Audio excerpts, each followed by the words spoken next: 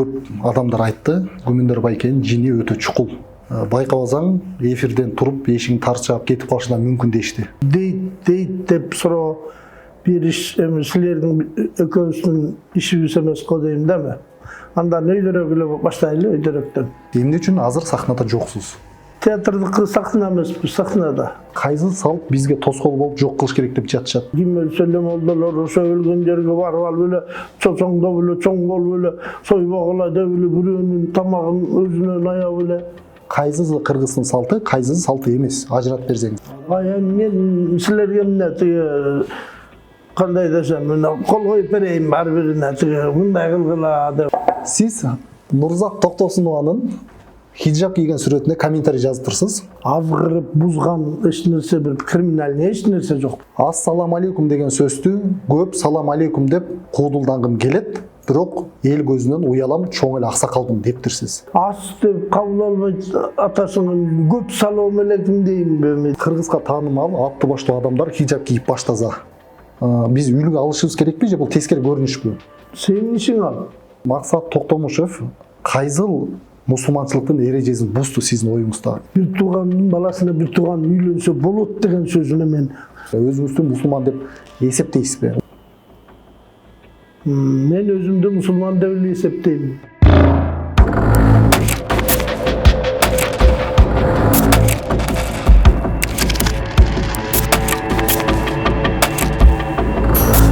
Ассаламу алейкум, саламатсыздарбы достор. Биз кайрадан бүгүн эфирдебиз. Бүгүн бизде конокто өзүңүздөр билген кыргыз элине таанымал супер куудул. Кандай наамдар бар экен азыр өзүнөн сурап баштайбыз. Гүмөндөр Абылов агабыз келди. Кош келдиңиз ага. Кушак болгула. Биринчи суроо ушундан баштайлы. Өзүңүздүн кандай наамдарыңыз бар, өзүңүз айтсаңыз, кандай наамга жетпей калдыңыз? Наам сиз үчүн маани орду кандай? Ушудан баштасак. Силер билбесеңер, эми эл билет болуш керек, эл артист деген наамым бар. Бул наам маанилүү нерсе, албетте. Биз Союздун убагынан бери көнүп калганбыз. Америкада мисалы үчүн наам жок. Бирок наам жок дейин десең, Оскарды алганы бар, албаганы бар. Анан ошол албаганы, албай ал элекмин деп өкүнүшөт, дегдешет. Алгандары Оскардын ээсимин деп даңктанып өздөрүн ошондой кылып айтышат. Анан демек аякка деле наам керек окшойт деген ойдомун да. Наам эми кылган ишиңдин жыйынтыгы, ата атаса сүйүнөт деген кеп бар, ошо сыяктуу. Наамыңды айтып турса, кечээки жаш балдар бир сыйлык жеңип алып, ошону айтып атса, сеники эчтеке айтылбай турса, адагы кичине тиет да. Анан ошон үчүн билбейм, мен ушундай ойлойм. Наам керек. Сизди мен интервьюга чакырганда, сиз макулдук бердиңиз, ыраазычылык билдиребиз. Бирок көп адамдар айтты, Гүмөндөр байкенин жини өтө чукул. Байкабасаң, эфирден туруп эшигин тарчап кетип калышына мүмкүн дешти. Эми биз баарына кайрылбыз. Эң негизгиси сизден суранычым бар эфир башында. Сиз экөөбүздөн болгон интервьюнун эч жерин кеспей албай, толугу менен чыгарсак, кандай карайсыз ушуга? Туура карайм. Туура карайбыз. Бирок менин урушуп тарчап чыгып кеткен бир эфирим бар бекен же жок? Көрүп көрдүңбү? Жок, ошо көргөн жоксуз, бирок айтышты ошентип коюшу мүмкүн. Бир абайлап суроо бербесең, сый урматтын ордуна койбосоң. Башынан эле айтып коеюн, мына эфир башталганда атат. Бир кызыктуу көп суроолорубуз бар деп атасыңар. Анан эми ушундай суроолорду бербей эле койсоңор, көрбөгөнүңөрдү, мисалы үчүн көрбөгөнүңөрдү, билгениңерди айткыла, анан билбеген, көрбөгөнүңөрдү дейт деп суроо бериш эми силердин экөөбүздүн ишибиз эмес го дейм деме. Андан өйдөрөөк эле баштайлы, өйдөрөөктөн. Келиштик, биз фактылар менен бар нерселерди өзүңүздүн оозуңуздан чыккан, айтылган пикирлер боюнча мен суроо берем. Ошо менен бирге мен сизге байланышканда дин маселесин сүйлөшөбүзбү дегенде мен жооп берем дедиңиз. Бүгүн дин боюнча да суроолор бар. Алгачкы суроо: Рахман Разыков өмүрүнүн аягына чейин сахнада болду. Борончу Кудайбергенов, Абдылда Иманкулов азыр деле концерт коюп сахнада жүрөт. Сизди биз көп көрө алган жокпуз. Эмне үчүн куудулдук жактан бир концерт коюп ушул жагын өөрчүтүп дагы деле сахнада эмессиз. Себептерин айтып өтсөңүз. Эми мен Рахман Разыков мындайча айтканда толук кандуу сахнада жүрдү деп айта албайм да. Чыгармачылыгын таштаган жок. Толук кандуу эмгектенип жүрдү. Бирок Рахман Разыковдун иштеген мекемеси болгон жок. То есть мындайча айтканда частный деп коебузбу азыр өзүнчө жеке ишкер катары иштеп жүрдү да. Мына ошон үчүн Рахмандын көп наамдарга, сыйлыктарга өкмөт тарабынан каралбай калган себептери ушул эле Жамбылдыкы. Абдылда дагы мына быйыл эле мына Жалал Абад театрына кирди. Ошентсе дагы Абдылда эл артисттигин алды. Мен муну айтып атканым, мурда мамлекеттик ишканада иштебеген артисттер, ал тургай райондук деңгээлдеги маданият үйүндө иштеген артисттер эл артист деген наамды бири да алчумуз. Бул биздин Союздан берки келаткан эмес. Областной театр, профессиональный театрда иштегендер гана алат деген түшүнүк бар болчу. Кийин калыстык бир жагы болду. Мисалы үчүн Рыспай Абдыкадыров сондай наам алды бир убакта. Түгөлбай Казаков, Асанкалы Керимбаев, Каныкей Эралиева деген сыяктуу биздин көрүнүктүү ишмерлерибиз, көрүнүктүү композитор огончуларыбыз, Токон Эшбаев деген сыяктуулар, Жолболду Алыбаев мына Дон культурада иштешсе дагы ошолор наам алышты. Болбосо андан мурда ошо областной театрларда иштеген гана артисттер ушундай наам алышчу да. Анан мен муну айтып атканым, эгерде Рахман Жалал Абадтын болобу же Оштун филармониясында же драма театрында иштеп калганда бул наамды эчак алып, эл артисттикти да алып, бир топ сыйлыктардын ээси болмок деген ойдомун да. Рахман сен айткандай аябай эмгекчил эле, бир дагы мындай жөн жатчу эмес, бардык жака жетишчү, жеке ишкер болуп, кең касыпта жүрдү. Кытайлар менен ошо Кытайларга барып келип иштешип жүрдү. Рахман эмнени гана кылган жок. Пияста сатып жүргөн, банкрот болгон убактары бар. Кайсы бир бизнести баштап ийип, аны токтотуп койгон убактары да бар. Кесип ачабыз деп жүргөн жерлери да бар. Рахман улам ошо туралчу эмес, биз жумушту баштап, аны болбой калса тазачы да эмес, башкасын баштай берчү. Анан сатираны дагы так ошондой көптөгөн фестивалдарды уюштурду. Эл аралык фестивалдарды уюштурду. Тажиктерди, казактарды, өзбектерди чакырып келип, байге коюп ушундай уюштуруп жүрдү. Союз тарагандан кийин ошо, хотя ошол Рахмандын милдети болбосо дагы өкмөт өткөрчү ошондой конкурстарды, фестивалдарды уюштуруп жүрдү. Сиз азыр биз концерт койгондоруңузду, бир куудулданганыңызды көптөн бери көрө элекпиз. Эмне үчүн азыр сахнада жоксуз? Эми мен силерге дагы бир суроо бергим келип атат. Бул жерде кайсы сахнаны айтып атасыңар? Сатираны айтасыңар? Сатира ошо куудулдар аткарган филармонияда, ДВРСте бир концерт коюп гастролдоп. Эми иним, атың ким эле? Эсен. Эсен. Элдин көбү эле билет мен каякта иштеримди. Сиз театрда иштейсиз, биз куудулдук жагын айтып атабыз. Куудулдан. Театрдыкы сахна эмеспи, сахнада. Театрдыкы куудулдардын сахнасынан дагы чоң сахна деп эсептелинет да. Мындайча айтканда, анан мен театрда иштейм. Мен негизги кесибим театр актерлугундамын.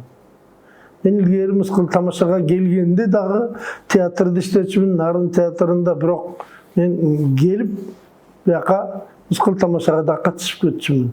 Бош убактымда. Абдылдалар, Abdulda Toktogul Eldik Teatrında işletçi. Abdulda Köstен başkalar teatrda işletçi mi? Sayızın oğanda dele. Özlörünçe korporatif dep, kudullar teatrın tüsüp alışıp, aralaş degen at menen çıkıp gelişken manaslar oldu. Ana bulardan teatrı mındayça aytkanda profesyonel teatrda işleçmez degenimde. Ana hazır deli oşol. Azırkı çıkıp atkan kurulların bari hiçbir teatrda je bolsa eldik teatrlarda dağı filarmoniyalarda dağı iştegeni bir ökö bolsa iştebeyt. Anan bular şunu menen akça taap jan bagıvatşatınca çatkanda gastrolga çıkıp tıyın kalba kalganda gastrolga çıkışat, Bişkek'e koyuşat, Oşk'a koyuşat, Rusya'nı kıdırışat. Menin iştegen teatrım var, men ilgerikidey, mende kanday desem bağı öme yok. Güç kuvvetinde çaytkanda energiya, teatrdan boşaygal tiyaka bardığına jetişilem hazır teatrdan işinen giyin jalko tartıp kalat kensin boldu da dep anan kontsert koyu veriştin özü da hazır bizge problem olup kaldı. Magal emes oşol koyup atkandarga dele ilgerikidey kontsert koyup andan polni adda çalıp bunday tıyın taap jaşoňdy jakşyrta albaýla kaldyň hazır. Teatrga kim gelet? Gelse dağı bu çıgım bolup bağı. Koygon konsertin köpü çıgım bolat. İnternet menen reklama verişin gerek.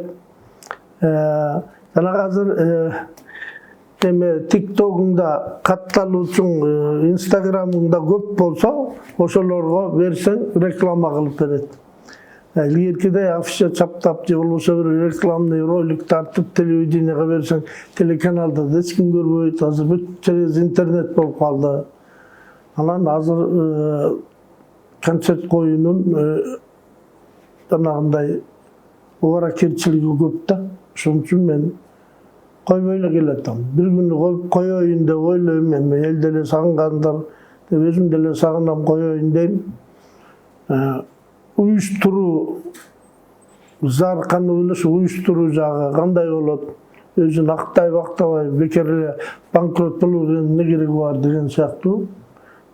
Toskolduqlar üçün bolğan. Jaşırın dele sırrı yok. Жақында Рахман Разыковқа арналған быйыл 2025 Ошто анан Бишкекте куудулдар конкурсу өттү. Эки тарапка тең Ошкодагы Бишкекке дагы баш байге автоунаа коюлуп тур. Бишкекте болгон конкурста сиз калыстар тобунда отурдуңуз. Сиз менен кошо дагы 4 адам, 5 адам калыс болдуңуздар. Сурайын дегеним, азыр жаштар сиз калыс болуп отурганда сахнага чыккан куудулдардын деңгээли кандай экен, күлкү кандай деңгээлде турат? Күлкү азырынча баягыдай эле. Мен ушундай айткым келет. Бул балдарды Рахмандан башка эч ким алдыга сүйрөгөн жок. Бул куудул балдардын баарын билем, кичинекей кезинен сахнага чыккандан бары билем. Буларга Рахман жазып берчү, Рахман коюп берчү, ушундай аткарасыңар деп, анан булар ошондой аткарып чыкты. İçinden bir ökö çıktı, özdörü жазып, özdörü satiraсын жөндöp, sahnalaştırıp çıkıp жүрөт. Жақсы önü ösüp, gönder бар, жылыш жок эмес. Берки балдарда деле бар, бирок чабал болуп калгандары дагы бар. Алим неден дегенде бул окубагандыктыкы деп гана айтар элем. Кудай берген ар жакта дарамети, таланты бар. Чувство юмора дегенде баягы күлкүгө болгон шыкыбостугу, жакындыгы бар, шыгы бар. Анан аны сахналаштырып, сахнага чыгып, сахнанын тили менен жеткирүү. Анан ошол күлкүнүн ар бир чыгарманын өзүнүн түзүлүшү болот, критерий болот, кандай болуш керек, эмне деген жанагындай атрибуттар болот. Ошолорго закон драматургияга жооп береби, бербейби, ошол жагы керек. Анын баары кем болуп аткан себебибиз бизде азыр мен муну такай какшап айтамын. Сатирик жазуучулар менен жана билими бар, жогорку журналисттик бүткөн, филологияны бүткөн, жанагындай адабият институттарын окуп келген дегендей ошондой журналист, ошондой жазуучулар менен, сатирик жазуучулар менен кыргыз кудулдарынын байланышы жок. Такыр үзүлгөн. Себеби аларга эч ким төлөп бербейт жазуучуларга. Илгери меникин аткарасыңбы деп кудулдарды тытып калышчу. Ошон үчүн кудулдар тандаганын алып, анан режиссер, постановщик койчу. Мындай аткаргыла деп. Анан бүт бардык жагы менен декорациясынан өйдө, кийиминен өйдө карап, музыкалаштырып туруп, анан жакшынакай сатираларды чыгарып, илгери мыскыл тамаша ошон үчүн элге жагымдуу, күчтүү болчу. Анан кийин союз тарагандан кийин башталды. Мына кимди ким көрдү бир жабайды тамбасты болуп, мына күчтүүрөөк чыкты, күчтүү эмес ошол бойдон калды. Анан кээ бирөө баягы эл кол чапканга ууланып калган немелер, байкуштар бу артисттер ушундай фанат болот, айлыгы жок болсо дагы, эч кандай пайдасы жок болсо дагы сахнага бир кирип алгандан кийин ошо апийим ичкенси ошондон кете албай калат. Мына азыркы убакка чейин кээ бирөө жүрөт дагы эле. Алар же бир өкмөттүн сыйлыгын алышкан жок, же дагы бир мындай уюштурган бир компаниялардын сыйлыгын алышкан жок. Мындай жеке өз ара уюштурган Рахмандын сыйлыгын алышкан жок. Мисалы үчүнчү. Анан Рахмандын баласынын сыйлыгын алышкан жок өткөндө, мына болду өзүң айтып атасың. Анан бул бизде кудулдардын акыбалы азыр ушундай. Баары бир окуш керек. Окуш керек дегеним жанагы эгер окуса жазган сатираларды дагы күчтүүрөөк чыкмак. Себеби дегенде аны эмне үчүн айтып атам? Ошону сахнага алып чыгуунун, ошол окуянын кажети барбы?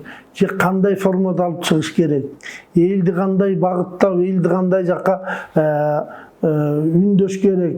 Элди кандай жака тарбиялаш керек деген сыяктуу жагдайлары эске алынбай калып атат да. Азыр эмне? Бирөөнү туурасаң эле сатира деп ойлошот.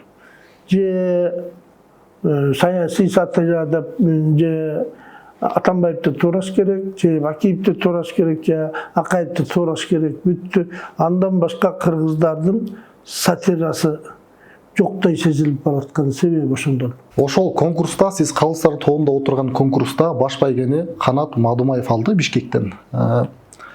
Ошол куудулдардын ичинен Канат татыктуу албай калды деп сиздерге нааразы болгон куудулдар бар экен, мага чалышты. Кааласаңыз атын айтам, кааласаңыз айтпайм. Ким айткан? Ал айтты, куудулдардын калыстар тобунда отургандардын агайлардын ар бирине кайрылдым деди. Эмнеге бул Мадумаев алды, пародия жанры баш байга ала тургандай жанр эмес деп кайрылсам, бул биздин мурунку досубуз, кесиптешибиз Дөөлөт Мадумаевдин баласы үчүн бердик деп жооп беришти деди. Калыс чечилдиби? Ушул боюнча жооп берген жокмун. Мындай болду. Бул конкурста эң жакшы коюлган баалар ошол Мадумаев менен жанагы Нуркат деген жаш балага коюлду. Мен экөөнү көрүп алып мен сүйүндүм. Баягы мен дагы эле баягыдай эле болуп келатышканго деп ойлочумун. Экөөнүн чыгармачылыгынын жарык эткен эмеси көрүндү магачы.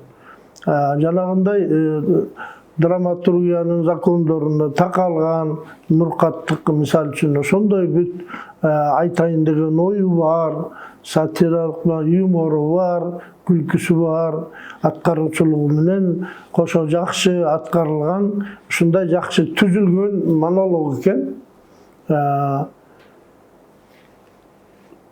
Пародия жанры боюнча Мадумаевдин баласы ал дагы ошол сыяктуу аткарды. Бүт баарын түсүп алып, биринин аркасынан бири мындай илинчектери бар, бири-бирине өткөн переходтору бар, кадимки сахнанын тили менен эч кандай мындай кандай десем ашыкча мындай ыңгайсыз сөздөрдү айтпай, уят суят деген жок, мындай белден ылдый айтпай деген мындай бир болбогон темаларды айтпай, жакшы нерселерди көрсөттү, күлдүк. Анан мен драматургия жагы жакшы болду, чыгармасы да жакшы болду, аткаруучулугу да жакшы болду деп мен ошо Нуркат биринчи орун алса деген позицияда болдум мен акырына чейинчи. Башпай калса деген? Башпай калса депчи. Себеби ошонуку мага жакты. Анан мен ошондой баа коюп, менин койгон баамдын жыйынтыгына менен Тынардын койгон жыйынтыгы, Жамбылдын койгон жыйынтыктары мен жакшы дегендерге алардын начары коюп коюптур дагы, өздөрүнүкүн бийик коюп коюптур дагы, экөөнүкү меникинен ашып кетип, анан ошо Мадымаев болуп калды. Бирок анын алганына деле мен макул болдум. Эми бул жерден бир очко менен аркы берки болуп жеңип кетти Мадымаев. Анан эми аделе жакшы болду, мен ага деле макул болдум, бирок Нуркатка айттым, мен сен ойлоп аттым элем, ушундай болуп калды, эми сен аман болсоң да каласың ушундайдын жазбай жакшы иштегин деп койдум. Анан ал менин Мадымаев атасы менен чогуу иштегенбиз, ошон үчүн деп мен айткан жокмун, башкалар айткандыр. Ал туура эмес андай айткан. Жакында сиздин иниңиз Бакыт Мукул, биз интернет булактардан көрдүк, өзү менен да сүйлөштүк. Кыргыз фильмди видеого тарткан үчүн Кыргыз фильм сотко берди, 10 миллион сураптыр. Соттошуп жүрүштө эле ушул боюнча аягы кантип бүттү? Же бүтө элекпи, эмне болуп жатат? Ушудан бир аз айтып өтсөңүз. Эми бул жөнүндө мен интервью берип силерге инимди актап аткан сыяктуу болбой эле коеюн. Ошондой кызыксаңар, менден мурда угуп, мага силер айтсаңар туура болмок. Ушундай турбайбы деп. Анан мен бул жерде иним күнөөсү бар үчүн ушинтип отказ берип аткан жокмун бул суроого. Силер даже азыр карасам инимдин кандай эмгеги бар экенин деле билбейт окшойсуңар. Кайсынын тартканын, кайсы киносу каяктан эмне кандай байге утуп келгенин, эл аралык А класстагы алтындарды утуп келген иним 6 жылдан бери кино тарттырбаса, эгер андай алтын эмес экинчи орун алып келген, үчүнчү орун алып келген бир кызыктыруучу сыйлык алып келген кино режиссерлор илгери наамдын баарын ошолор алып, аткарган актерлору наам алып, токтогул сыйлыктарын алып, андан сырткары анан кинонун баарын эле ошо тартып калчу. Азыр бизде болсо наоборот ошондой тарткан кишиге бир эмес 2 киносу, ар бири бир 50дөн 40тан международный фестивалдарды утуп келди. Ошолорду кино тарттырбай койсо анан тыйыл айтса айткандыр да. Киного акча өкмөттөн бөлүнүп атса, анын эч бир сен тарта турган киноңа дегенде конкурс болду менимче буларда. Мындай конкурс катары кабыл алышты. Көркөм совет, көркөм кеңештегиде отуруп алып, сценарий тандаганда баягы фамилиясын жазбай жашыруун мындай беришти. Анан окуп алып туруп, Бакыттын жазганы тартам деген киносу өттү. Бюджети көп экен, сен тартканда башкабыз карап отуруп калабыз деп 1-2 жыл ошентип создуктурду, 1-2 жыл эм коюп отуруңуз дешти, говорит. Ошентип отуруп 6 жылга жетип атса, анан тарттырбай ачыкка чыгып атса, анан каяктагы бир документальный фильмдерди курап туруп, алардын баарына момунча бюджетте, момунча акча короттук деп атса, анан айтса айткандары чын чыгып, азыр результаты Бакыт прав болуп чыгып атат менимче. Анан калганын кызыксаңар сурап алсаңар болот. Кыргыздын азыр сиз салт сана боюнча көп демилге көтөрүп, көп айтып жүрөсүз. Кыргыздын азыр кайсы салты жакшы уланып келе жатат, кайсы салттар өчүп бара жатат? Биз жалпы кыргыз эли салтка кандай маани берип жатабыз ушул боюнча? Кыргыздын салтын колдоо боюнча биздин президентибиздин да указдары чыкты. Нарк боюнча кыргыздын наркын, салтын сактайлы деген мааниде.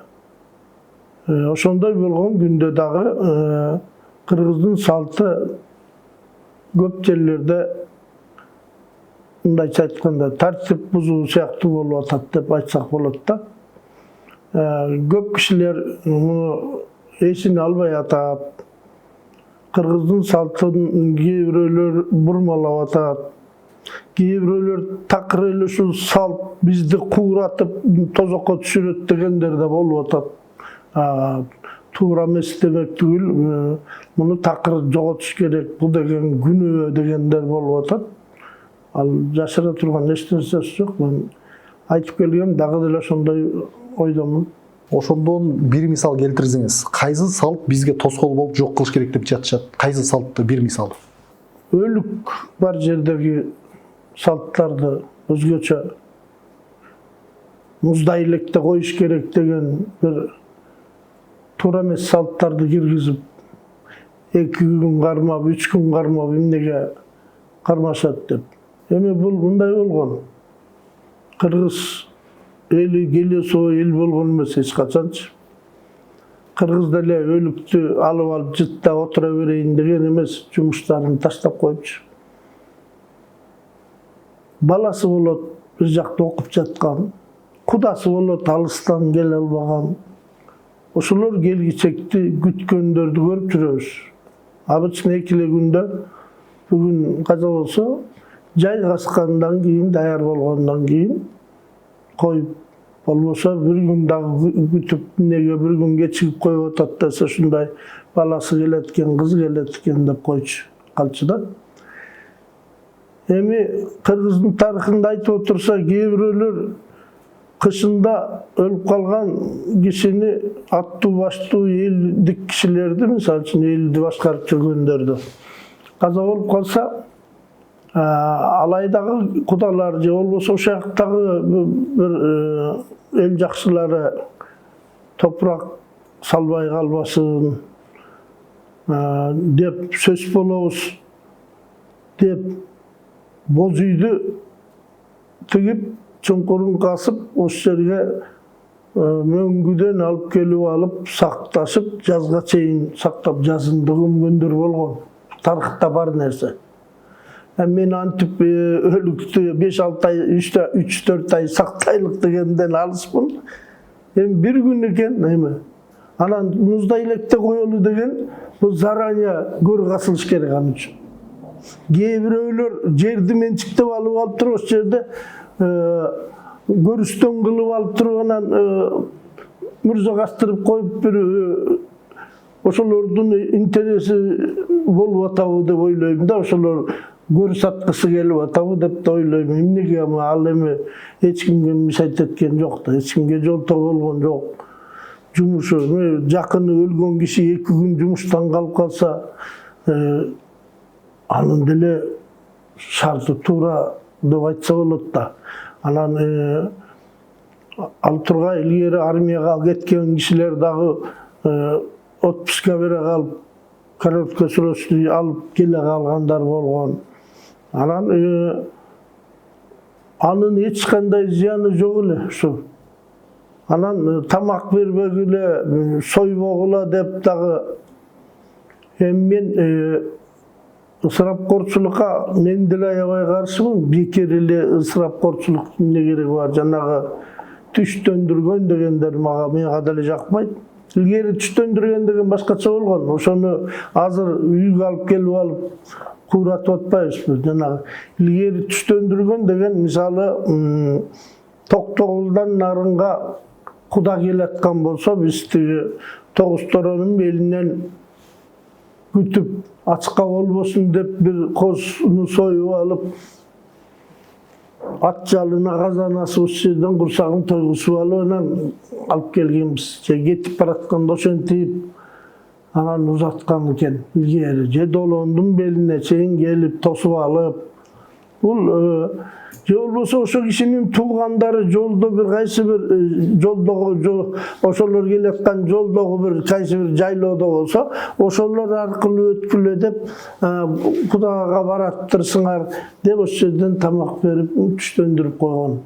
Жөнөкөйлө bir көч кетип баратса дагы кээри көчтү да жолдон тосуп алып түштөндүрүп колунан келгендер. Же болбосо жок эле дегенде суусундук берип, кымыз берип жолдон суу сапаратасыңар, жол тартып баратасыңар деп, жор азабы, көр азабы деп, жолдон ошентип суусундук берип, душман кишиге деле ошентип өткөрүшкөн кыргыздар. Анын барынан Кенедейден кемтик табыланан, ушундай деп иланан президентибиз туура ысырапкорчулук кылбагыла деп койсо, ким өлсө эле молдолор ошо өлгөн жерге барып алып эле чоңдоп эле, чоң болуп эле сойбогула деп эле бирөөнүн тамагын өзүнөн аяп эле.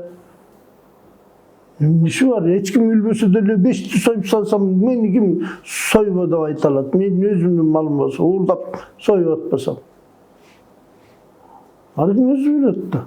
Азыр дин боюнча маселелерге кайрылабыз. Дин боюнча суроолор бар. Ага чейин бир суроо калды, ошону бүтүрүп алалы, анан динге өтөлү. Ресторанда өткөн тойлор боюнча ушул суроого жооп берели, анан өтөлү. Тойдун жакшы, жаман жактары. Тойдо көп ысырап болуп жатат. Талант Анарбаев айтты, куудул кесиптешиңиз, мал жебей калды, андан кийинки берген тамактарды итке берип атышат, бул ысырап дешти. Көз караш кандай той боюнча? Ал Анарбаев канча малга тамак берип атканын билбейм. Мен мындай айткым келет. Мен биздин Маданият министрлигине айтып атсам, көөндөр сунуш катары алып келчи жазып дегенден мен муну айтканым качан Түгөлбай байке илгери мындан 10 чакты жыл болуп кеттиби. Министр болгон кезде эле жазып бергем ушу той жөнүндө. 3 эле сааттан ашпаса жакшы болот эле деп. Себеби мурдадагы күзүндө анан күз айлары дем алыш 6-күндөрү тойлор болчу эле. Азыр тим эле 1-күндөн баштап дем алыш күнгө чейин күнүгө той. Жазында да той, күзүндө, кышында да той. Эми той болгону жакшы. Болсун, бирок ушунчалык тойдон тажабаш керек эле кишичи, Кудай депчи мындай. Тажайсың, тажаганың эмне? Кошумча кошкондон дагы мурда кечки саат 5-те барасың тойго, жолду пробка кылып болуп калат деп 4-тө чыккан жаның 5-те жетип, анан 6-7лерге чейин турасың дагы, анан түнкү саат 12-1ге чейин 2-де келесиң кеде. Анан баягы бир эле айткан тосттор кайталана берет. Эч кимди тие албайсың. Анан келип алып бакырак, шакылдак жанагы ырдагандар анан кызып алып ырдашат. Тондон чыгып анан бир ырчы сыдырдайт, ырчы сыдырдайт. Анан таң аткы чакта анан уктай албай чыгасың, албасты басып. Эртеси жумушуңа барсаң дагы иштегиң келбейт, уйкуң канбай калып. Бул көскөрүн эле уйкудан калтырып элди жумушка болгон мамилесин өзгөртүп атпайбы? Ушундай тойдун кереги барбы анан?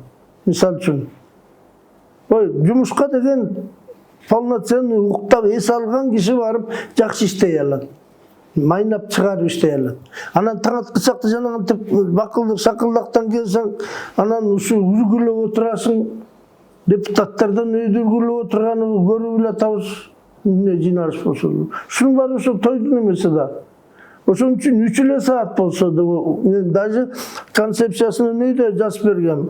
5-те чакырса привластный, 6-да башталса, 6-га чейин 5-тен баштап келе баштагандар конверттерин бир прием подарок уюштуруп койсо, өткөрүп, кол коюп берип коюп, баннерди коюп койсо, баннерге баягы жердеги шампанский жарма-журмаларын ичирип атпай кире бериште. Аны алып камерага тосуңду каалашыңча айтып, анан сүрөткө түшүп кой. Бүттү гүлүңдү алып киргениң дагы ошол тойдун ээсине гүлүңдү берип туруп, тыпыйып отуруп ал. Анан ал тамаданын бир 10 мүнөттүк, 15 мүнөттүк программасын көрсөтүп туруп бир аксакалды баштатып койду. Бүттү, эч ким сүйлөбөй эле койсун, сүйлөдү дагы. Анан бийлесин, ыр уксун, концерт уксун, анан экинчи тамактын не кереги бар? Бир сыйра аябай катуу бийлеп келип туруп, 5 бармагын жеп алып кетип калсаң, 9-та чыгып кетсең, 10-да барып жатсаң, анан уйкуң канбасаң да уйкуң качкан ошол анан. Бул ошон үчүн гана бул. Болбосо эме айылдарда айда жылда аякка клубка дагы эч нерсе барбаса, кинотеатр деген жок болсо, жанагындай түнкү клуб жок болсо, айылдыктар кичине узунураак тойлошот экен, аларга мейли. Анан бул шаарда деген ошондой эле болгону дурус болот эле деп ойлойм. Ушул сиз айтылган сунуштарга жеке мен дагы кошулам толугу менен. Себеби мына Куран окуткан жерге барсаң 1,5 сааттын ичинде биринчи, экинчи, үчүнчүсүн бүт жеп, анан көптөн бери көрүшпөгөн ошол жерден жолуккандар менен көп ажырашып, тим эле өткөн кеткенди айтып анан кетесиң. Көп 1,5 сааттан, 3 саат деген аябай эле көп нерсе бул. Туура пайдалансаң. Ушул сиз айткандай кылып өзүңүз бир пайдаланып той өткөрүп көрдүңүзбү? Же келечекте ушундай кылып мен өткөрөм, элге үлгү болом деген ой барбы? Мынтип өткөргөндөрдү мен 1-2 жерден көрдүм, ушундай эле өткөрүштү. Бир өлтөгөндөр митте өзү чоң кызматтарды иштеген киши айтты. Мен неме юбилейим болуп атса, эми эл мени келип алып жамандамак беле. Анан ушу элди уялбай туруп алып мактатып угуп турганга бетим чыдабайт. Андан көрө ушундай эле кылып берем деп туруп, ошондой кылып берип салдым. Эң сонун эле болду. Арак ичүү, кыз ала качуу, өлгөн адамга мал сойбоо, жумалык, кыркылык, үчүлүк, жылдык дегенди өткөрбөө, эстелик койбоо. Булар кыргыздын салты эмес дешет. Сиз үчүн мен окуган нерселердин кайсысы кыргыздын салты, кайсысы салты эмес? Ажыратып берсеңиз. Эми мен бул жерде салт билги же болбосо салтташтыруу бекемесинде иштеген киши эмесмин. Мен элге бул салт болуш керек, бул салт болбош керек деп мен жанагы айтып аткандарымдын баары кийинки келгенде ал салт деле эмес ал. Арак ичүү деген салт эмес да. Анан тиги кыз ала качуу ада салт эмес. Кыз ала качуу деген мындай гана, кандай десем, ала качкан гана кишилер үйүнө алып барып нике кыйып атышат азыр. Никени кыздын үйүнөн кыйган. Манас Каныкейдин үйүнө барып, күбөлөп барып, никесин кыйып, анан алып ошондо bir 30 gün oyun olup 40 gün kıngsılat dep koyçu. Oşondoy bir toy kılıp turup anan at çaptırıp ant mintip toy kılıp anan alıp ketken. Hem hazır biz antip at çaptırbasak dagı kızdın үйüne barıp hazır alıp ketip atkanlar bolup atpayba. Bирок ошолордун көбү ошол жерден кыйдырбай атат никени. А жерден кыйганда пайдасы эмне? Ошол кыз тараптагылар дагы күбө боло алат. Nikesine kıyılgan nikege güve olalım. Oşonda mümkünçülük var alarda. Oşolorda güve bolsun, oşolorda görsün nike kıyılgan. Anan үйün alıp ketip toyun bere versin. Anan kız uzatıp toy verip restoranga kızı uzatkan agadagı men içim çıkmaydı. Nele ançal kaşıksa ele toy biz kıla veririz depçi. Үйүнөн hem үйгө келгенде куда келип жатса, бөлөтүп келип жатса, койду сойсо сое берсин. Коноктосо коноктосун, тайын сойсо тайын сойсун. Бүттү да анан элдин баарын чакырып алып мен кызымды берип атам. Дей бергени тоже турабыз. Мисалы үчүн менин оюмда Сиз азыр арак ичүү менен кыз ала качуунун салт эмес деп эсептедиңиз. Калгандарын салтка кошосузбу? Эстелик койбоо. Мен силерге эмне кандай десем, кол коюп берейин ар бирине мындай кылгыла деп анан Ар бир жаштар менсиз эле болот. Болчу нерсечи. Эми мен жанагы жаңы салттарды туура эмес деп атпаймынбы? Дагы кайсын айттым? Так, эстелик койбоо, өлгөн адамга мал сойбоо. Өлүктү сыйлаган эстек эмес, бирок слишком чоң күмбөз кылып үйүнөн да жакшы кылып салып алгандар туура эмес деп ойлойм мен илгертен эле. Бир белги коюп койсоң, суугуча, унутулгуча, өзүңдүн көзүңө тикти туруп калса, анан кийин бузулат да. Мисалы үчүн мен ушундай эле ойдомун. Анан такыр эле болуп топурак кылып коюп койгон тоже туура эмес. Менин оюмча, ал ар ким өзүнүн көңүлүнөн болуш керек. Аны закон деп милдеттендирбеш керек элди. Мен сизден сурап жаткан себеби ошентсе да Кыргызда сөз бар, улууну көрүп кичи өзөт. Азыр сизге окшогон аксакалдар айтпаса, жаштар билбейт. Мен улууну көрсөткөндө, менин атам өлгөндө мен эмне кылдым, ошону көргөн киши ошондой кылып, эме ким эмне кылып атат, көрүп эле үйрөнөт. Анан эми мен какшап ушул жерге келип алып койбош керек, коюш керек деп кээ бирөөнүн оюна туура келбейт. Атасын менден да жакшы сыйлайт. Ал үчүн эмнеге мен атама койбошум керек, колуман келип атса дейт. Аны мен бирөөнүн ишим эмемси, менин эмне ишим бар мисалы үчүн. Ушул запрет кылгандын өзү көп жерлерде запрет кылганды менен булар калат, кийин өзүнөн өзү эле калчу нерсе булар. Көп адамдар дин менен салтты карама каршы коюшат. Көп пикир талаштар чыгып калат. Себеби азыркы сөздүн учугу ушул. Сен жооп берип атасың. Бул динде туура эмес деп запрет кылуу, бирөөнүн мал сойгонун же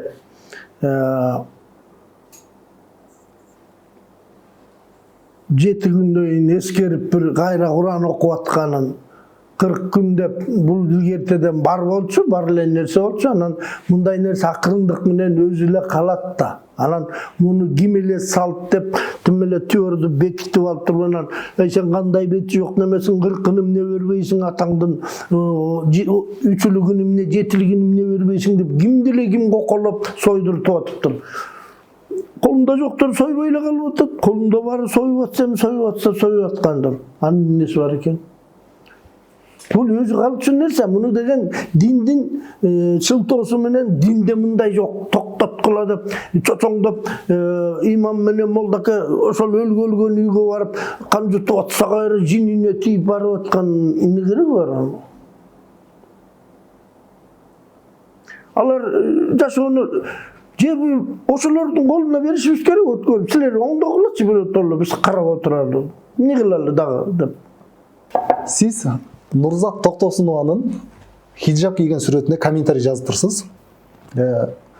Сен башка кыргызды башка жака бир багытта жаман жолго буруп баратасың деген мааниде ал сизге жооп бериптир.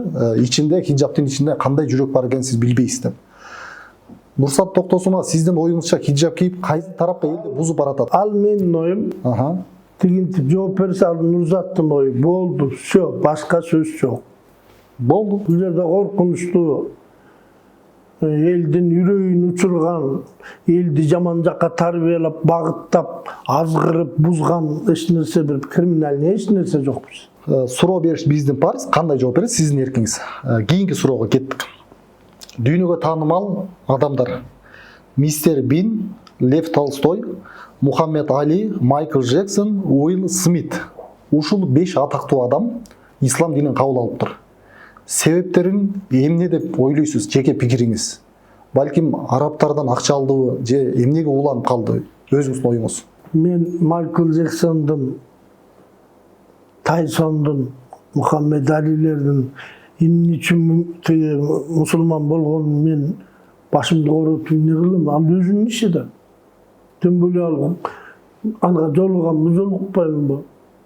Анан мен телевидение аркылуу же момундай бир соцсеттер аркылуу ошолорго каяш айтып отурсам, ал мен тааныбагандан кийин мен жүрө бергенде ит эмесмин да, көрүнгөнгө эле сүйлөй бергенде. Өздөрү билет да. Өздөрүнүн ойлонгон ою бар. Алар келесоо эмес. Алар бир ойду ойлоп алып анан барып атышат. А же бекер барган жок. Анан ошого эле жабыша бергидей мен ошончолук эле жүрө берген ит эмесмин да мен. Мен сизге интервьюга даярданганда бардык интервьюларыңызды көрүп чыктым. Сиз жөнүндө маалымат чогулттум колдон келишинче. Назира Айтбековага берген интервьюңуздун арасында мындай сөзүңүз бар экен. Ассалам алейкум деген сөздү көп салам алейкум деп куудулдангым келет, бирок эл көзүнөн уялам, чоң эле аксакалмын дептирсиз. Ушул сөзүңүз менен бир жаратуучуну, Кудайды бир капа кылам деген ой жокпу? Кандай максатта айттыңыз? Ал мындай эле. Сен текстте да туура эмес айтып атасың. Мен мындай айткан болушум керек. Мен себеби азыркыга чейин эле кээ бирөөлөрдү тамашалап калам. Алдым жуттум байке деп байкелерин тамашалап каласың же инилериңди ассалам алейкум десе кээ бирөө жакшы укпай калганда көп салам алейкум жада калса ушу көп алып көп ичип жүргөн киши саламды да ассалам алейкум десе ас деп кабыл албайт атасың көп салам алейкум дейинби деп тамашалап калам. Болгону ошол. Бул ассалам алейкум деген кыргызча мааниси. Ошонун бир жалпы түпкү тегин одар көрдүңүзбү? Кыргыз тилинде кандай мааниси, маңызы кандай негизи? Арбаңыз деп учурашат кыргыз. Нукура кыргыздын учурашканы ушул. Ассалам алейкум эмес, арбаңыз, бар болуңуз деп учурашат. Анан биз эми ислам динин кабыл алып ата-бабабыз жашап аткан кезден баштап өзү үйрөнүп калдык да, анан эми азыр келип алып эле түштөн кийин жок, бул биздин сөз эмес, бул деген арабтын сөзү, эмне кереги бар деп анан салам алейкум дебей анан арбаңыздан башканы айтпай калышым эмне кереги бар? Эмне үчүн мен салам алейкум дебешим керек? Мисалы үчүн мен салам алейкум деп эле учурашам, ассалам алейкум, алейкум ассалам деп эле учурашам. Ассаламу алейкум деп отурбай эле ассалам алейкум деп эле учурашабыз. Ушундай эле, баягы кыргызча эле. Ушул айтылган сөздүн сурайын дегеним, кыргызча маанисин билесизби дегеним го. Ошо кыргызча кандай которулат ассалам алейкум деген? Бул араб саламатсызбы деген сөз эмнеден? Ушул ассалам алейкумден алынган сөз да. Саламатчылыгың кандай? Саламаттык сактоодо министрликтен өйдө биз салам алейкум алганбыз да. Саламатчылык бул ден соолук кандай деген сөз болсо керек менимче. Мен котормосун көрөлүк. Менин окуганым боюнча сага Алланын тынчтыгын каалайм деп котордум, окуп чыктым. Мейли, ага деле рахмат. Кааласа мен да каалайм, анын неси бар. Назира Айтбекова интервьюлардын биринде биринчи намазымды Аль-Харам мечитинде хиджаб кийип окудум деп сыймыктануу менен айтты. Азыр буга дагы ал өзүнүн пикири деп жооп беришиңиз деле мүмкүн, бирок сизден сурайын дегеним. Ушу биз кыргызга таанымал атты баштуу адамдар хиджаб кийип баштаса, биз үйлүгө алышыбыз керекпи же бул тескери көрүнүшпү? Сенин ишиң ал. Ал сенин ишиң. Ал бирок үгүттөгөн жок да элди. Мен өзү кийди, бирок элдин баарын силер да кийгиле, мен кийдим, эмне турасыңар деген жок да, турабы? Ким менен кимдин иши бар? Ал ошондой каалайт экен, анын көрүүсү, сезүүсү, угуусу ошондой экен. Анан аны ким тыйганга? Бир гана азыр жанагы өтө капкара болуп чүмкөнүп алганды мамлекет тыюу салып атат. Общественный месталарга кийип барбагыла деп.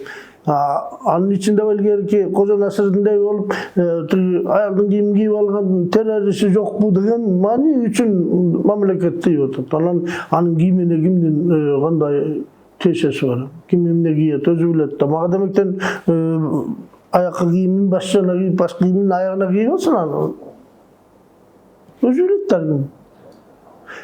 Бизде бир мындай түшүнүк бар да. Мен ушул чүмкөнгөндөрдү кыргыздын кийими эмес деп гана айтканым үчүн мени сразу жаман көрүшөт дагы, сөгүшөт, сагышат дагы. Андан сырткары жылаңач жүргөндөр жагабы, жылаңач жүргөндөр кимди айтпайсың деп чыгышат. Эми чүмкөнгөндөн башкасы бүт эле жылаңач жүргөн жок да киши турабы? Ана мен жылаңач жүргөндөрдү мен ой аябай сонун кийип алыптырсың, тез жарашат экен деген жокмун да. Мен аны жалаңчуктан караган жокмун да. Мен аны деле жаман көрөм да. Ушулар жогулса экен деп ойлойм да мен. Ушу эмне ушу элдин жаман көрөт? Жоготкулачы дейм да. Мисалы үчүн колуман келсе ушундайлардын жанына тургум келбейт да, жылаңач жүргөндөр. Мага караганда кээ бир молдокейлер жакшы турат ошол жерде карап кеткен. Өзүңүз айткан дагы бир сөздө мен мисал келтиргим келип турат. Эми жооп бербесеңиз да өзүңүздүн ишиңиз. Сиз сөзүңүздүн биринде Максат Токтомушев белгилүү дин алымы, сиз билесиз, динди жакшы карманбайт, начар мусулман дегениңизди, бул өзүңүздүн сөзүңүз. Мен сурайын дегеним, Максат Токтомушев кайсыл мусулманчылыктын эрежесин бузду сиздин оюңузда? Эмнени туура эмес колдонду, элге туура эмес үлгү берди, кайсы жерин туура колдонду? Мен анын ислам дини боюнча айткандарынан ката издегим да келбейт.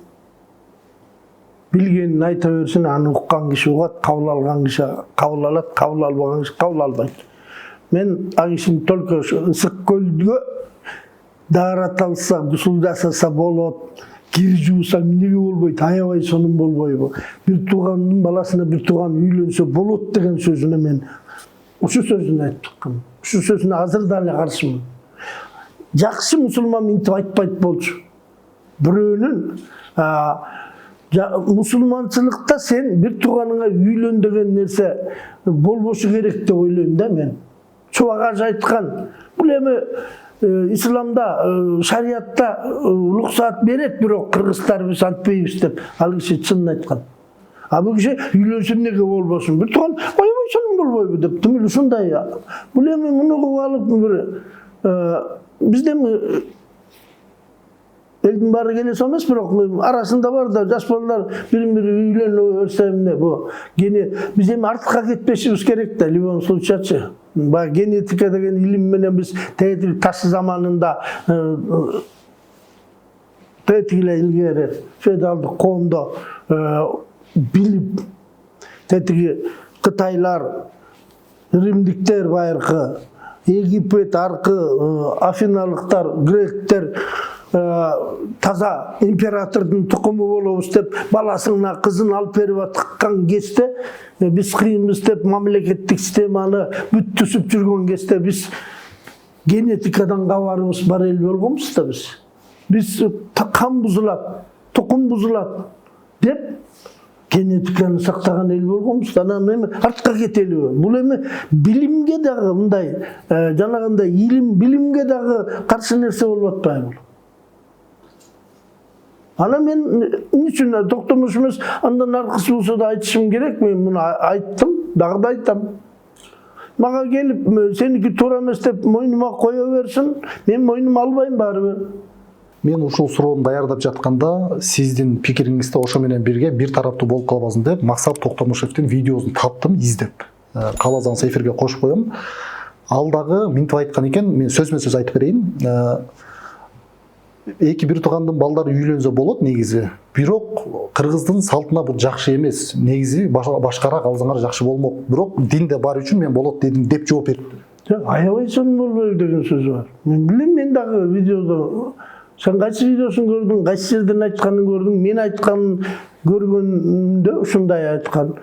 Көлгө гусул алса болобу, даарат алса болобу. Аябай сонун болбойбу? Кир жуусаң, эленейин, эмне жакшы эмеспи деп айткандары бар. Менде деле скриншотко алып койгом. Мен бекер баягы жазганыма бекер претензия коюп дагы сот ботуна бербей деп жанагы Гүлзат дегенде мени сотко берип жатышпайбы? Ошондой болуп кетпейин деп мен алып койгом аны. Кийинки суроону мен толук окуйм, бир аз узак, анан жооп берсеңиз. Мен сизге азыр сиз мусулмансызбы деген суроо берейин деген, бирок ага чейин бир нерсе окушумга туура келип жатат. Ал суроонун астында мындай бар. Мусулманмын деп айтыш үчүн мен буну китептерден окудум, мен билбейм, диний билимим жок.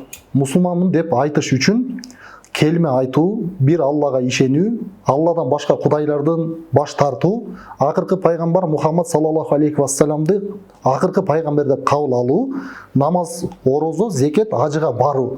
Ушул шарттарга толук ишенсе, аткарса, мусулманмын деп айтканга акызы бар дегенди мен окудум. Ушул боюнча эми сизге суроо берсем, ушуларды сиз колдоносузбу, таянасызбы ушул нерселерге? Өзүңүздү мусулман деп эсептейсизби? Ушуга бир кеңири жооп берсеңиз. Эми мындай. Азыр араптардын мен эми аларга тең келгим келбейт. Араптардын өзлөрүндө деле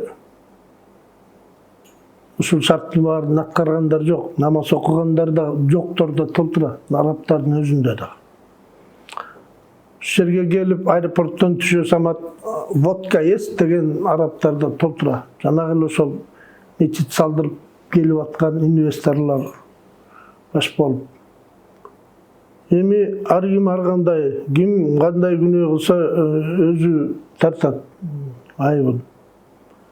Men apam namaz okup жүрүп өткөн.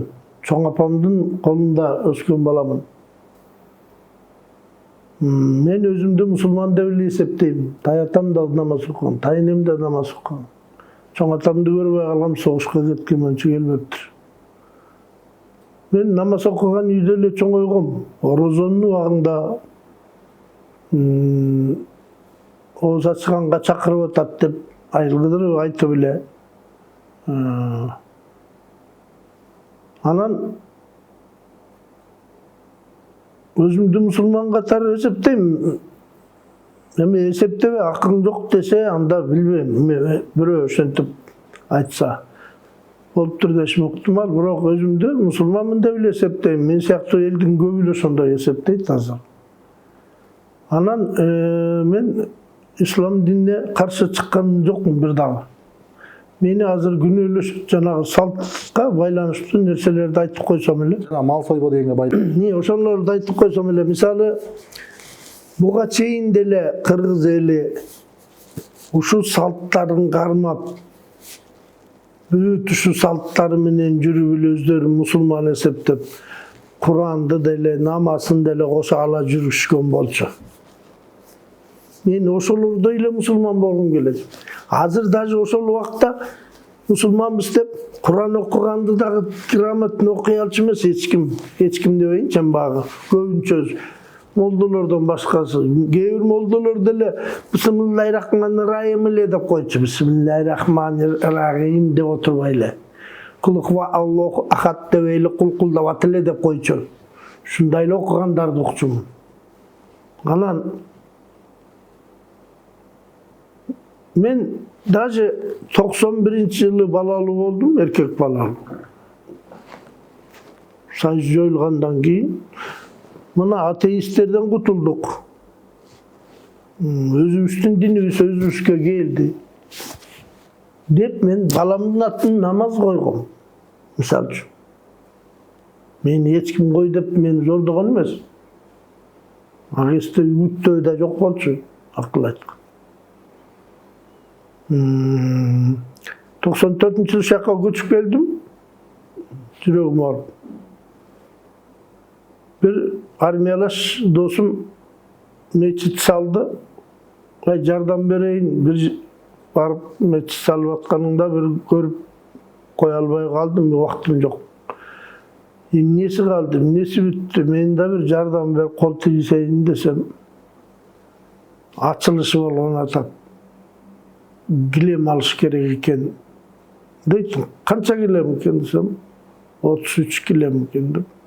33 килемди алып барып салып бергем. Мен дагы бир сооп алайын, мечитке жардам берип колум тийип деген мааниде мен ошондой эмеге барып аны мен мактанып эч кимге деле айтчу эмесмин. Азыр айтып атам.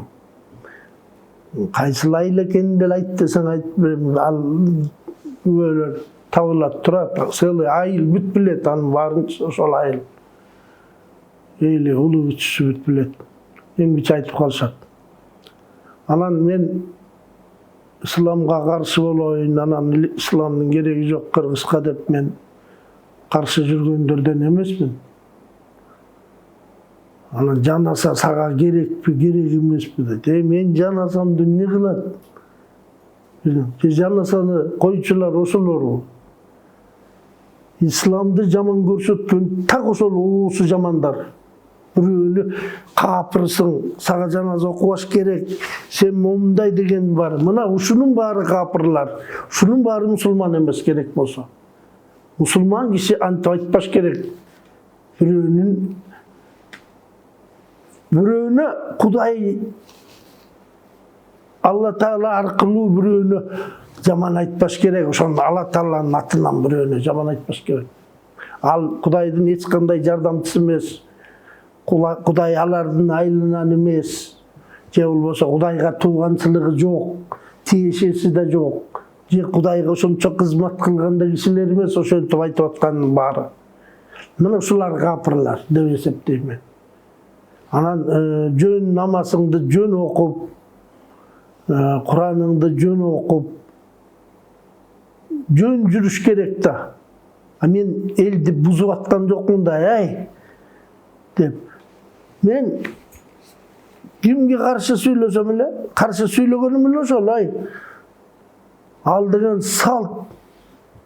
Ушул эле салт менен жашабадык белек Сайыстын убагында.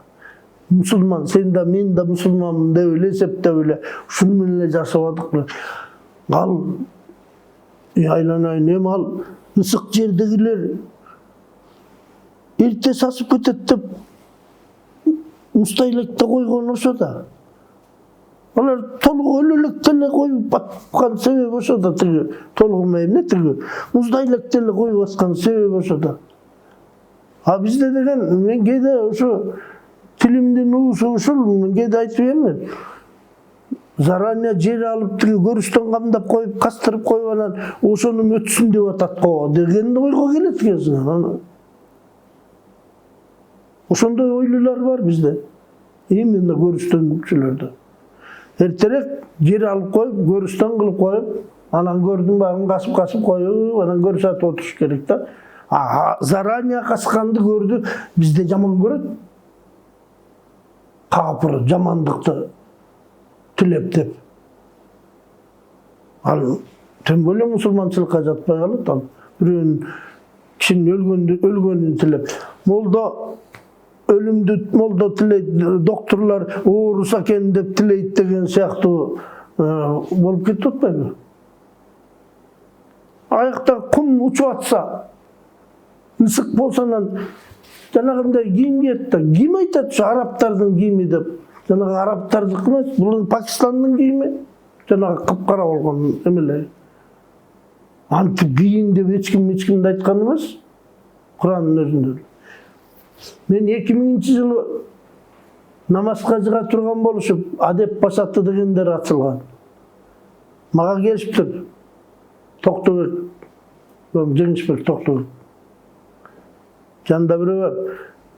Сүйүнчү намазга жыкканы кылды. Болсун.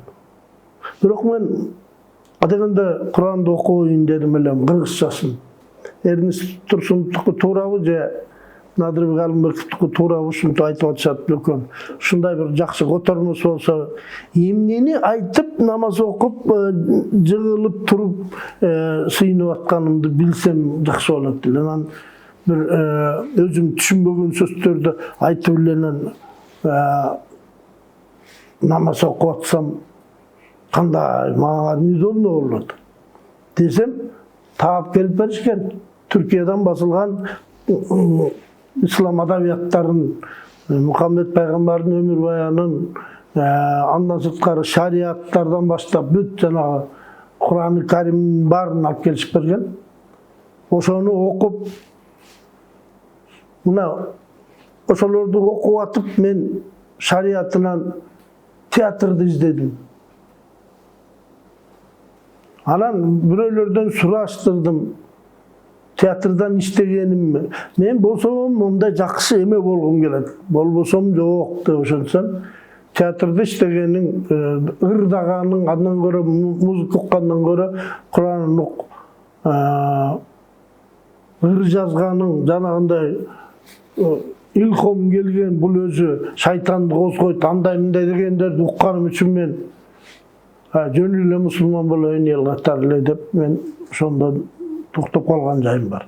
Театрда иштесем, өмүр бою балдарымды баккан жерим ушул болсо, анан ушу жерге түкүрүп кетемби мен, дагы улантып дагы иштешим керек, алган билимимди акташым керек, жок дегенде анан эми деп ошон үчүн мен баягы эки ортодо мындай ойногон киши болбоюн дедим мен. Мисалы үчүн. Акыркы эки суроо калды.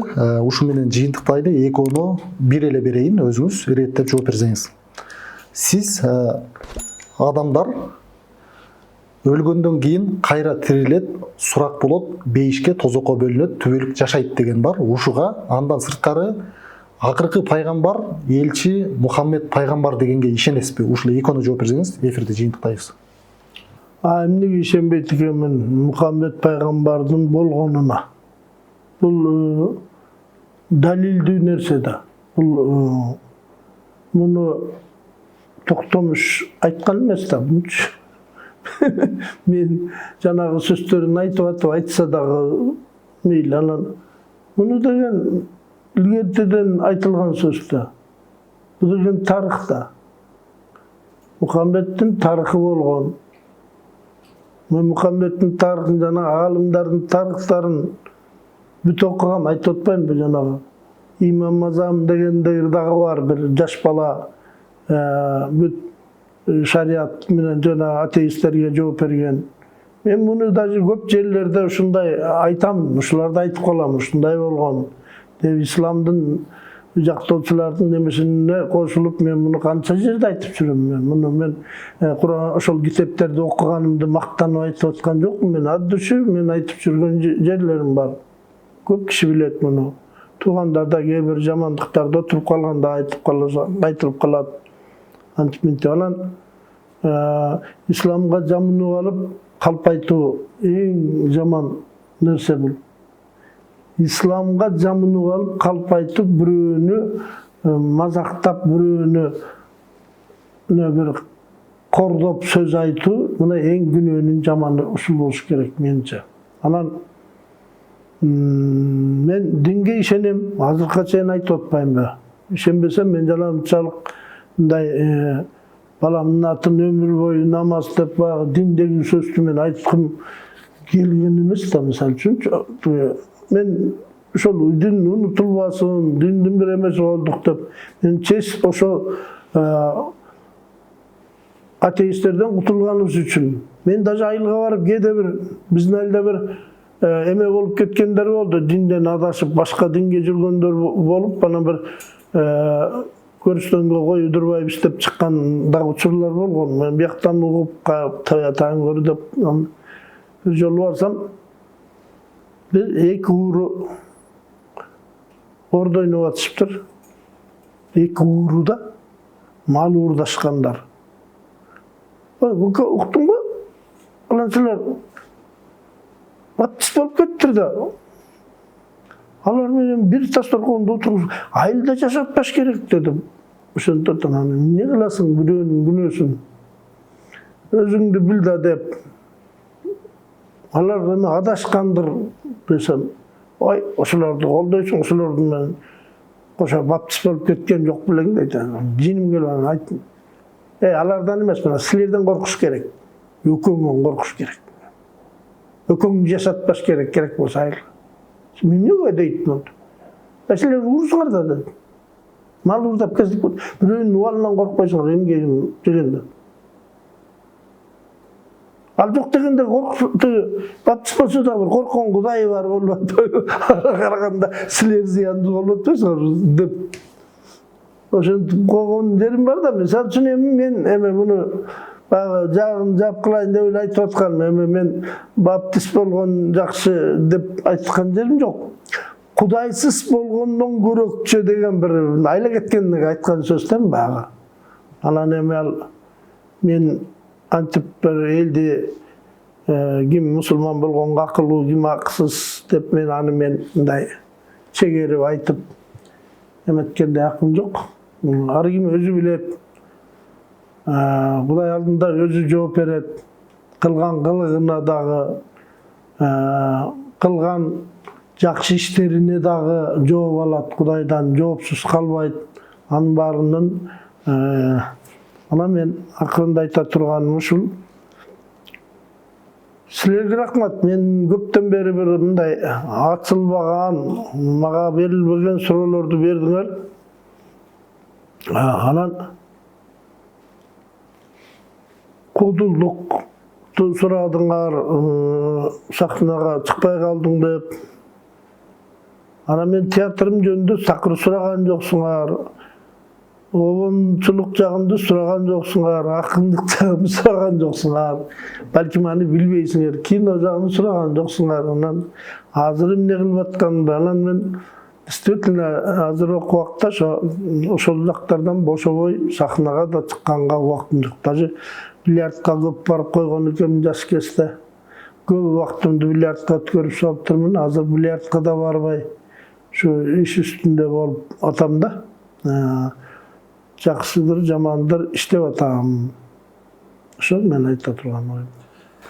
бизден кемчиликке кечирим сурайбыз, бирок сиздин театрда иштегениңизди, оундарларыңызды, аккордеон черткениңизди баардыгын биз көптөгөн интервьюлардан көрдүк. Кыргыз эли баарын көрүп атат, биз жакшы билебиз. Ошон үчүн биздин негизги оюбуз кайталанбаган бир акыркы жаңылыктар, эл үчүн эле ызы чолуп аткан сөздөргө ар ким өзү келип точкасын койсо деген максатта бир өзгөчө суроолорго аракет кылдык. Bir toптор сөгөт коме. Сөктүрө турган болдуңар, жооп бересиңер айтып коеюн. Эми бул интервью ушундай алдын ала келат билдиңиз, суроолор болот. Бирок силер өзүңөрдүн позицияларыңарды айтпай койдуңар да. Өзүңөр кандай, ушу меники туура дейсиңерби, туура эмес дейсиңерби? Силер деле уккула да сөгүүнү. Мына коскоп коюп эле анан силер сөгүп укпай эле мен уга берейин. Биз ар качан келген коноктун позициясына кошулабыз, ыйлайбыз. Рахмат, Пикириңиз үчүн өтө маанилүү. Сизге ыраазычылык билдиребиз, келгениңизге убакыт бөлгөнүңүзгө. Аман болгула. Сизге рахмат, жиниңизди келтирбей, баарына жакшы жооп берип аяктап. Мен дагы суроо берейинчи. Мен ушунча эле жинди деп кимден уктуңар эле? Ким айтты эле, кайсыл студияда, кайсыл интервью берип атып, урушуп кетип калды деп айтты беле бирөө. Биринчиден мен сизде урушуп ушул жерден кетип калып турсуз деген жокмун. Кетип калышы мүмкүн дешти. Жини чукул, ал баарын күтсө болот, мындай маданияттуу жакшы суроо бербесең, ордуңан туруп кетет дешти көп. Анан сиздин жиниңизден чукул экенин мен көп куудуларга кайрылдым, сиз жөнүндө сураштырдым. Ошолор көп айтты, абайлагыла деп. Жин чукул болгон менен кайрымы да чукул да. Кайрылып келиши да. Жок, эмеңиз Мен бирөө менен урушсам, мындай басып барат эле кайра астынан өтүп баштайм, элдешкенге шултата беле. Ичим сразу ооруп калат.